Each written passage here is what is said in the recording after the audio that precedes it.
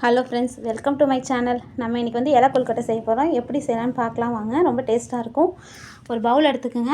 அதில் வந்து 1.5 கப் வந்து அரிசி மாவு, ஓகேவா? ப்ளைன் அரிசி மாவு தான்.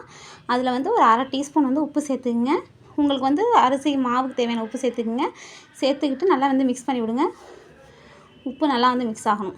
மிக்ஸ் ஆனதுக்கப்புறம் நம்ம வந்து ஒரு சுடு தண்ணியை வந்து கொஞ்சம் கொஞ்சமாக ஊற்றி நல்லா வேணும். சுடு தண்ணி வந்து நல்லா கொதிக்கணும். அப்போ தான் வந்து டோ வந்து நமக்கு நல்லா சாஃப்டாக வரும். கையை வச்சு கிண்டக்கூடாது, ஒரு கரண்டி வச்சு கிண்டுங்க. இது மாதிரி நல்லா வானதுக்கப்புறம் அந்த சூடு ஆறுனதுக்கப்புறம் நல்லா பிணைஞ்சு விடுங்க.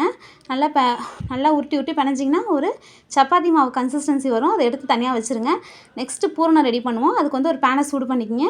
அந்த பேனில் வந்து 1 கப் வந்து வெல்லம் சேர்த்துக்குங்க. நான் துருவி சேர்த்துருக்கேன். இதை வந்து தண்ணி சேர்த்துட்டு நீங்கள் வந்து கரைச்சி விட்டாலும் சரி, நீங்கள் அப்படியே நான் வந்து அப்படியே கரைச்சிக்கிட்டேன், தண்ணி சேர்க்கல. தண்ணி சேர்க்கணுனாலும் சேர்த்துக்குங்க. அது தானாக இப்படி மெல்ட் ஆகுது பாருங்கள். இந்த மாதிரி கன்சிஸ்டன்சி வந்ததுக்கப்புறம் இப்போ நம்ம வந்து 1 கப் வந்து என்ன எடுத்தோம், வெல்லம் எடுத்தோமா, அந்த 1 கப் அளவுக்கு 1 கப் வந்து தேங்காய் துருவல் சேர்க்கணும், ஓகேவா? கணக்கு இதுதான், 1 கப்புக்கு 1 கப்பு. நல்லா தேங்காய் துருவலும் நல்லா வெந்ததுக்கப்புறம் ஏலக்காய் வந்து 2 இடித்து இதில் சேர்த்துக்குங்க. அது வந்து உங்களோட விஷ் தான், ஏலக்காய் சேர்த்துக்கிறது. சேர்த்துக்கிட்டு நல்லா வந்து இது மாதிரி இந்த கன்சிஸ்டன்சி வந்தோடனே அடுப்பை ஆஃப் பண்ணி எடுத்து வச்சுருங்க. நெக்ஸ்ட்டு இலையில லைட்டாக எண்ணெய் தொட்டுக்கிட்டு இது மாதிரி நம்ம உருட்டி வச்சுருக்க மாவை தேய்ச்சிக்கிங்க.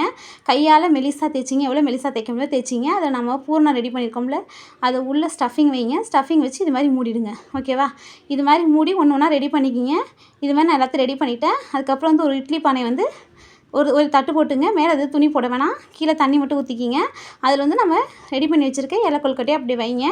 வச்சு ஸ்டீம் பண்ணுங்கள். ஒரு 10 மினிட்ஸ் வந்து ஸ்டீம் பண்ணுங்கள். அப்போ தான் வந்து நல்லா பாயில் ஆகும். நல்லா ஃபஜ்ஜியாக சூப்பராக இருக்கும், ஓகேவா? ஃபஸ்ட்டு மூடி போட்டு மூடி வச்சுருங்க.